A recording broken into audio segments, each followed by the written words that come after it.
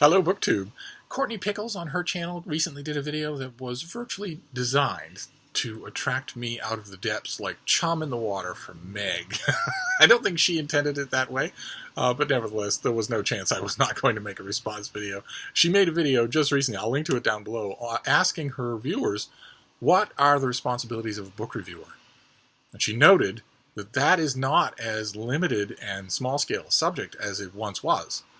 Because thanks to things like Goodreads or Amazon or Yelp or anything else, we have all become reviewers in every aspect of our day. You take an Uber, you take a Lyft, you are asked to review your driver, and your driver is asked to review you over and over again.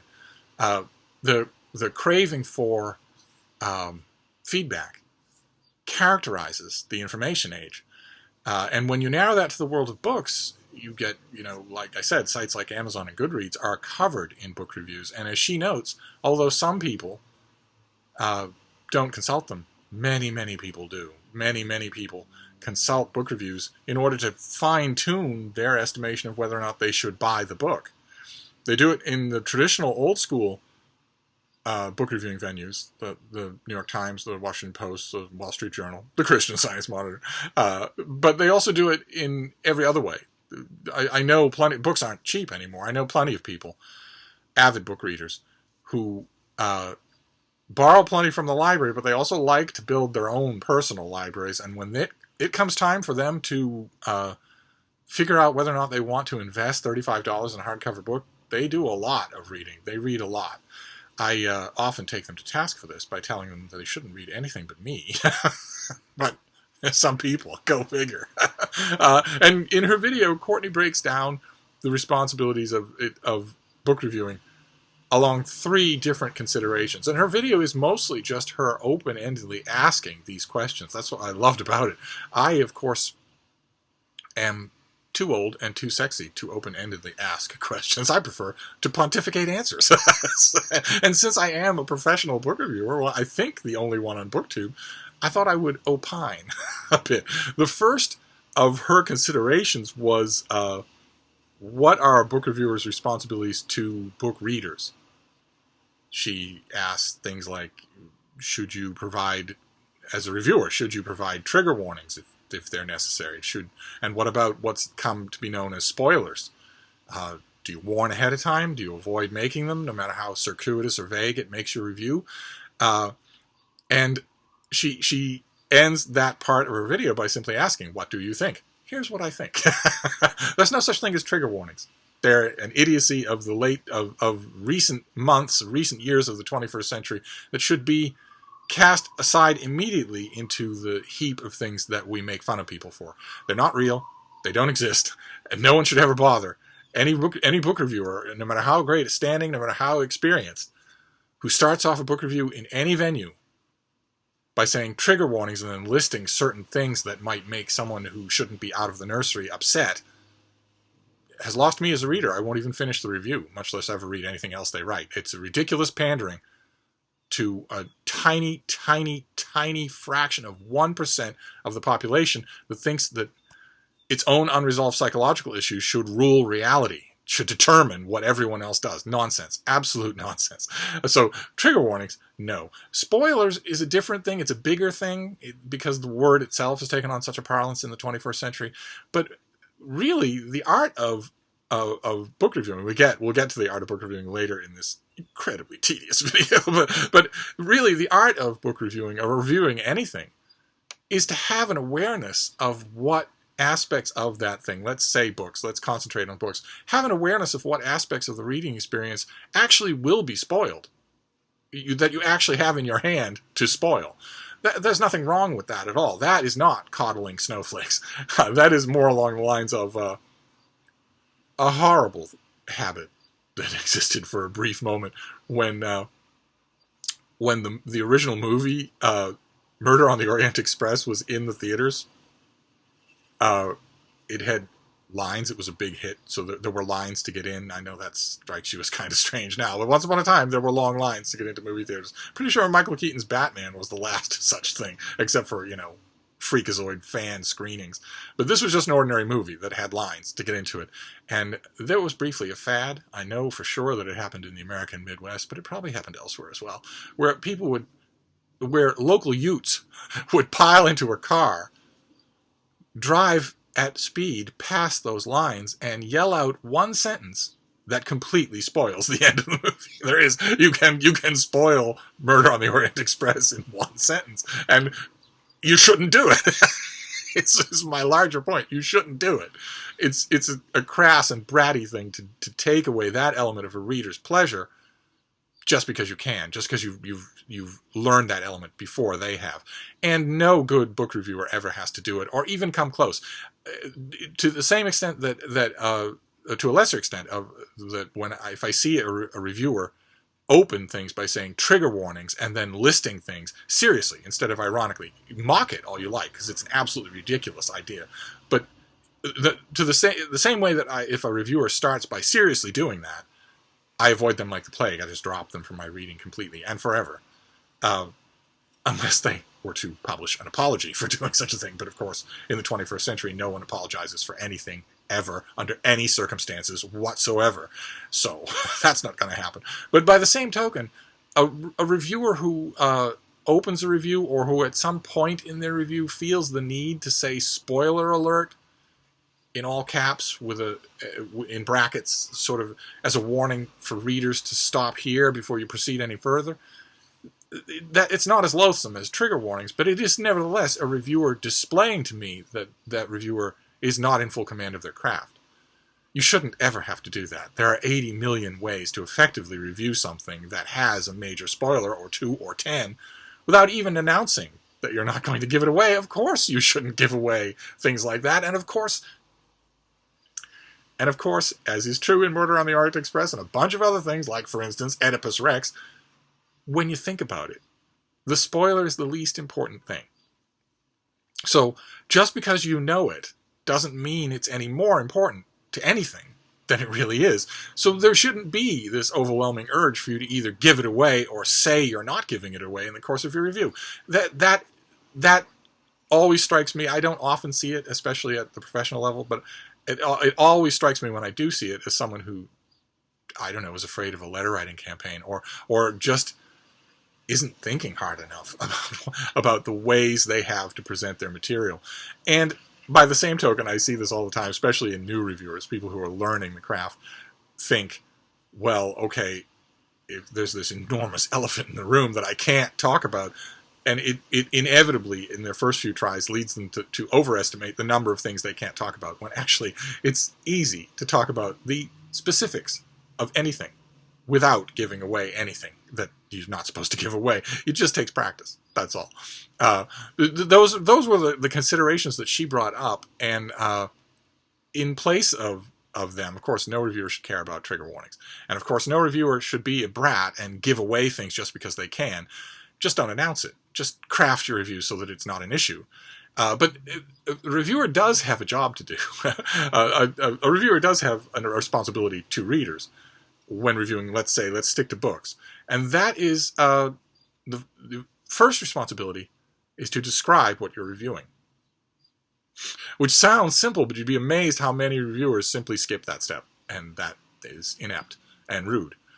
You have to describe what you're talking about, first of all. You have to do it. You have very little, if you're like all my other reviewing brethren, you have very little space. So you have to describe it better than the pub sheet does, better than the author does. You have to do it in a way that is completely rounded and comprehensible, but very pithy.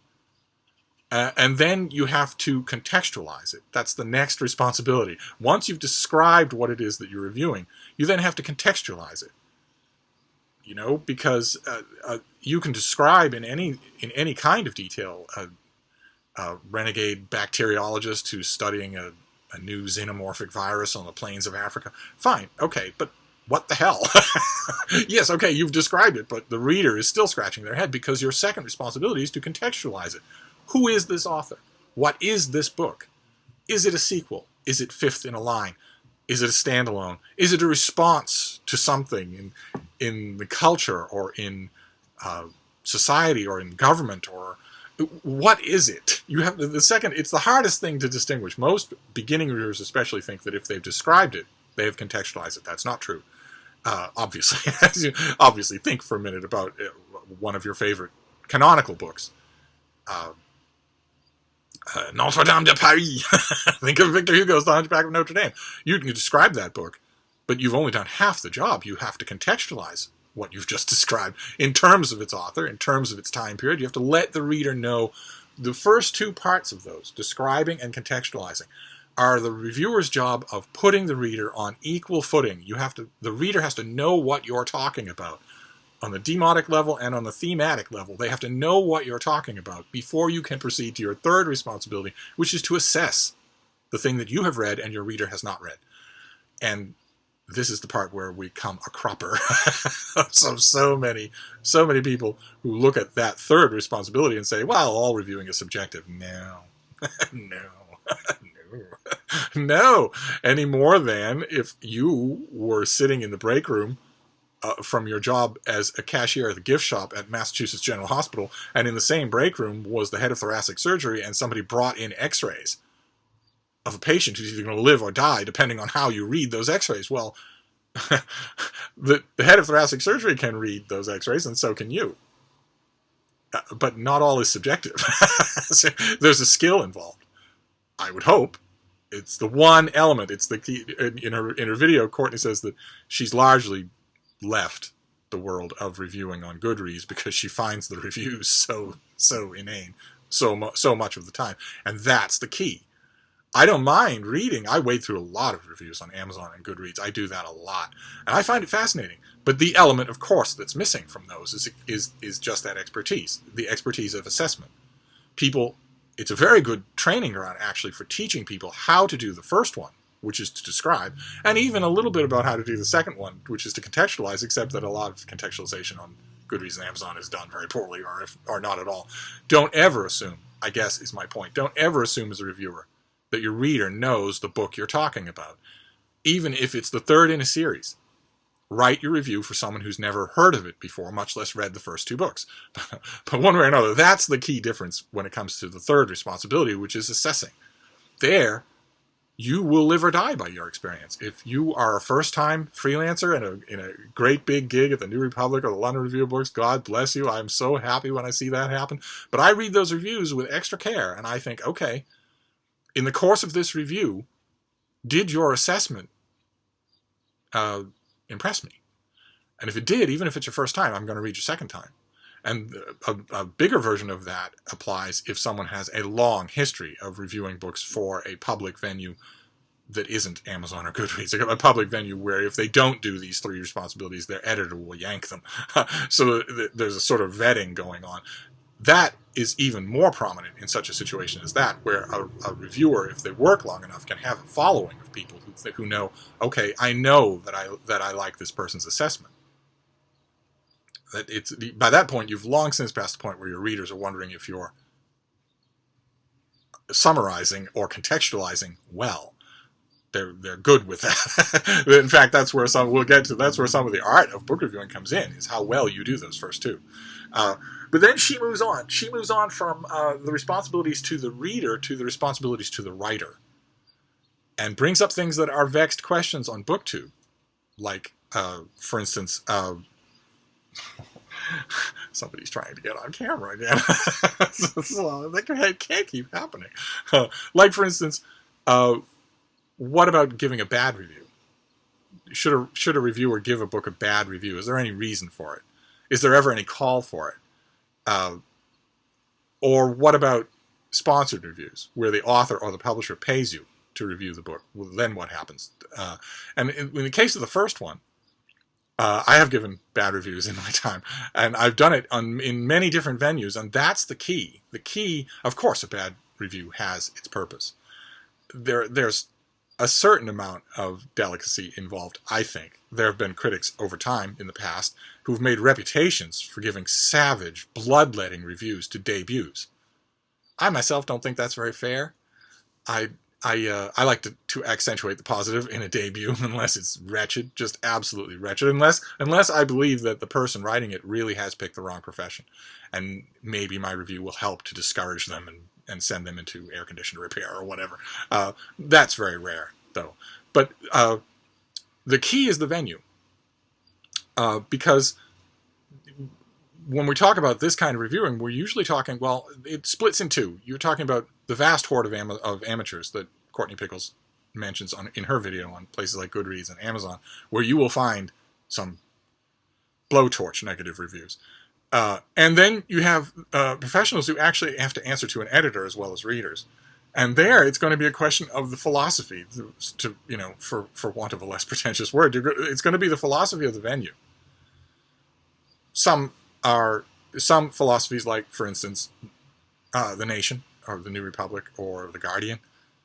The editorial philosophy in the book section is obviously, you pays your money, you takes your chances. If I will send this book to our critic, and if our critic is incensed by your work, then they will turn in a hatchet job, and that will be fine. That's what we'll run. You can run into trouble that way if you're a book's editor. I learned this the hard way. If you're going to run something like that, you have to vet it 6 ways from Sunday to make sure that that hatchet job isn't coming from someplace personal. That the person, or the author of the book, wasn't an advisor on the thesis board that turned down the work of the reviewer or something horrifying like that. You do not want to learn that after the fact in an irate letter to the editor. You want to know that ahead so you can quash it yourself. That's comparatively rare. And again, it's going to come down to a question of philosophy. If the editor of the book section says, my philosophy is I assign the books and let the chips fall where they may. It's the risk the author runs for being in public. It's the risk the author runs for writing a book. I completely agree with that. And that is the philosophy that I follow on my own venues, Open Letters Monthly and now Open Letters Review. But for the most part, it's been my experience that most book sections have so little space, and their readership mostly wants to know what they should read, not what they shouldn't. But it's been my experience that most book editors have a vague philosophy of that they would rather bury bad books in silence than give them attention. That they would rather use their very limited space and their very limited roster of regular, reliable reviewers to highlight the stuff that people should be noticing. And I confess, over the years, I have kind of come to like that philosophy. I actually like that philosophy. Those of you out there in AuthorTube who have written books and put them out into the world, I think will probably agree that the worst feeling in the world is when the book sinks without any notice at all, even negative notice. That is the worst feeling in the world for an author.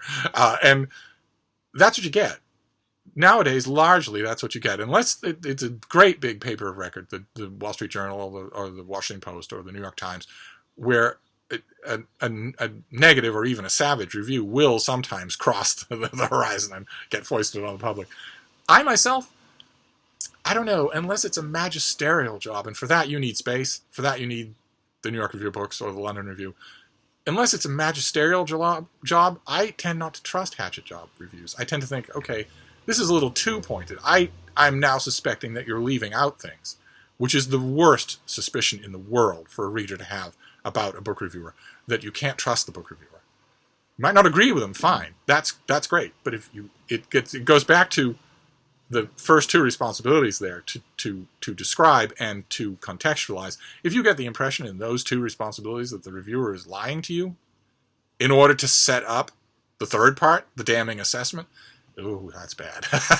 I myself never forget that. I will continue to read a reviewer even if I've been given that strong impression, but I never forget it.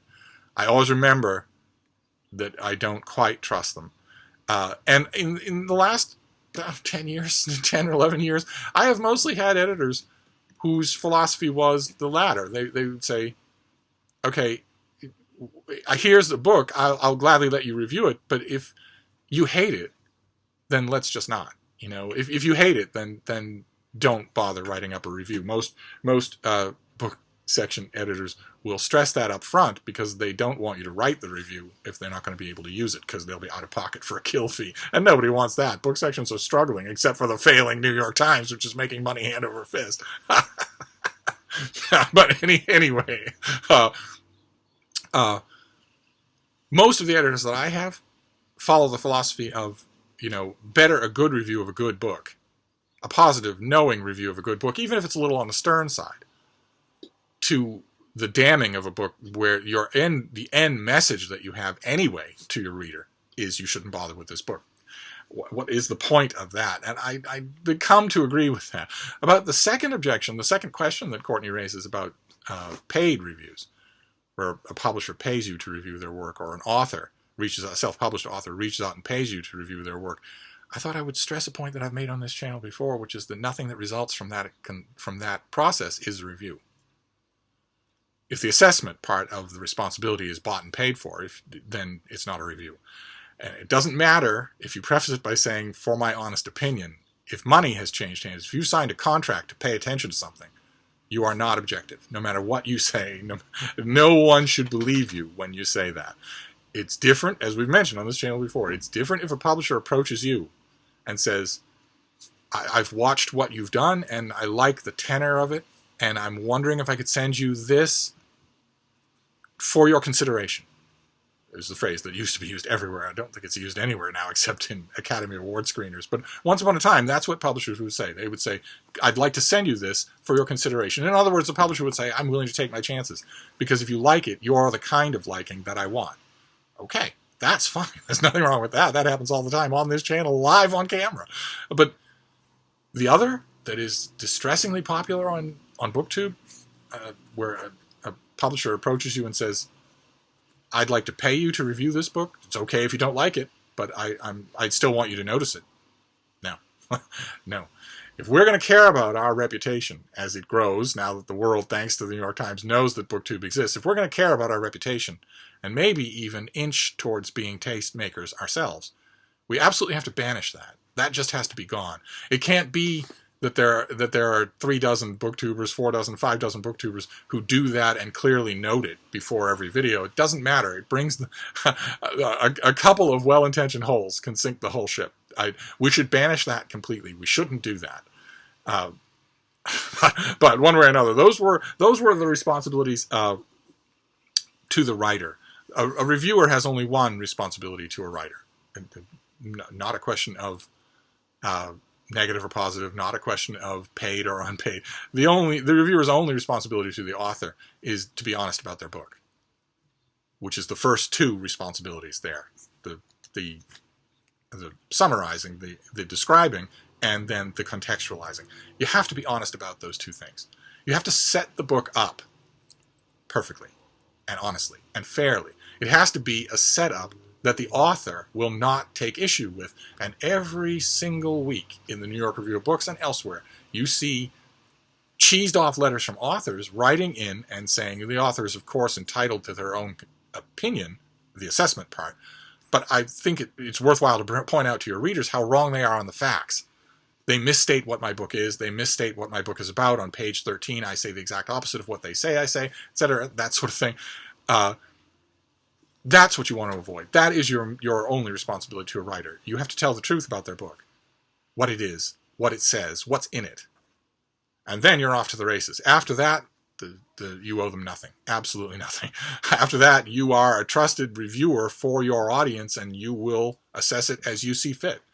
If your assessment doesn't hold water at all, the most common kind being that you assess it as not being the kind of book that you wanted it to be, it'll be obvious. Your readers will notice it. Your editor will notice it. It'll be obvious. But the first 2, they have to be scrupulous. And then the last. Ooh. Do you want to see everybody? You're just hanging around like Marley's ghost. Do you want to see everybody? Yeah, let's turn you around. Oh, there we go. There is everybody. Oh, there you go. Anyway, the third. Sorry, I'll wrap this video up. We're going along here. It's just, of course, on this subject of all subjects, I'm going to get a little windy. But the third question that Courtney Pickles had was, what is the responsibility to the art of book reviewing itself? what I was very happy to see in her video that she acknowledges that there is an art of book reviewing. Most people don't, including most book reviewers. It is an art form on its own, not just the assessment part where you weigh in with your own profundities, but also the describing and the contextualizing can not only be done skillfully. You only have so many words to do that, 300 out of 900 at the most. Not only can it be done skillfully, it can also be done extremely artfully, so that it's acid or funny or knife forks in many directions at the same time. There's a real skill to the whole of it, no matter that it's wrapping fish the next day or not. It's no matter how ephemeral it is, there's still skill to it. It is an art form on its own, and as far as a reviewer's responsibility to the art of book reviewing, it goes all the way back to Horace. Your responsibility is to both instruct and entertain. Too many book reviewers, way too many book reviewers, in all venues of all kinds, forget the entertain part. They de-emphasize it, or they forget it completely in favor of the instructing part. And that's not good. That makes the whole profession look bad. It makes the whole profession look like book reports instead of book reviewing. Now, if you're serious about book reviewing, you will do both, and you'll do them all throughout the review. It won't be that you do the instructing for the first 2/3 and then you do the entertaining. The whole thing will be both instructing and entertaining. And that is your primary responsibility to the art form when you sign your name. If you're writing work and signing your name, hell, I write a book review every day that I don't sign my name to, and I still do that. So anyway, those are just some of my tedious thoughts on a fascinating video. I'll link it down below. A fascinating video asking questions, open-ended questions about what reviewers should and shouldn't do. And those questions are only going to become more important as the 21st century grinds on. Because, like I mentioned, we are in a reviewing culture. Reviews are all. Some people might avoid them and make decisions on gut or on specifics or on whatnot, but most people don't. Most people consult, and most producers of anything, movies for Rotten Tomatoes, restaurants for Yelp, books, most people who produce things eagerly watch their reviews. So this is important. And more people who are instructed in the right ways to do it and take it seriously and put their heart and soul into it, the happier I will be. And how happy Steve is after all, the most important thing. So anyway, I'm going to wrap this up and go back to my little baby, who I put her down on the floor, and she immediately hopped up on the bed. So she wants something. She wants attention somehow. And I've learned in the last week, to pay attention when she's feeling a little bit bouncy, because she seems to be really keenly attuned to the atmosphere, and with she has real sharp hearing. I have noticed that there's a certain way in which she can fuss for my attention that means she wants to go out, and there's a certain subset of that fussing for my attention that has an extra element of urgency to it. And I have learned, especially in the last few weeks, that urgency comes from the fact that she's trying to get in a walk before rain, which is imminent and which I cannot hear or sense, but that she can. She's never wrong.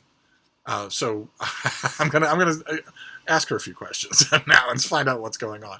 But let's put her in front of the camera one more time so you can see her fuzzy face. Oh.